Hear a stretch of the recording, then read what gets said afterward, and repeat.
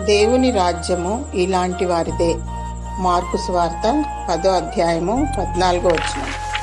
ధనవంతులు, జ్ఞానవంతులు, పేరు ప్రతిష్టలు గలవారు మరియు గొప్పవారు దేవుని నిత్య రాజ్యంలో ప్రవేశించడం అసంభవం. ఎంతటి వారైనా సరే అందులో చేరలేరు, దానిని స్వతంత్రించుకొనలేరు. యేసు ప్రభువారు ఒక చిన్న బిడ్డనెత్తుకొని ఇలాంటి వారిదే పరలోక రాజ్యమని సెలవిచ్చాడు. దేవుడు మానవులను తన పోలిక చొప్పున తన స్వరూపమందు నిర్మించాడు. దేవుడు నిర్మలుడు, నిష్కల్మషుడు. అలాగే పిల్లలు కపటము లేనివారు, ఎప్పుడూ నవ్వుతూ ఉంటారు. దేవుని మనసు పోలిన వారు ఇలాంటి వారే పరలోక రాజ్యంలో చేరుతారు.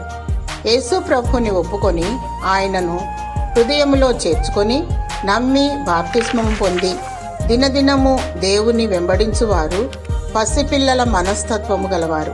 మారు మనసు పొంది స్తుతి ఆరాధనలతో వాక్యాన్ని ధ్యానిస్తూ ప్రార్థిస్తూ అంతము వరకు దేవుని వెంబడించు.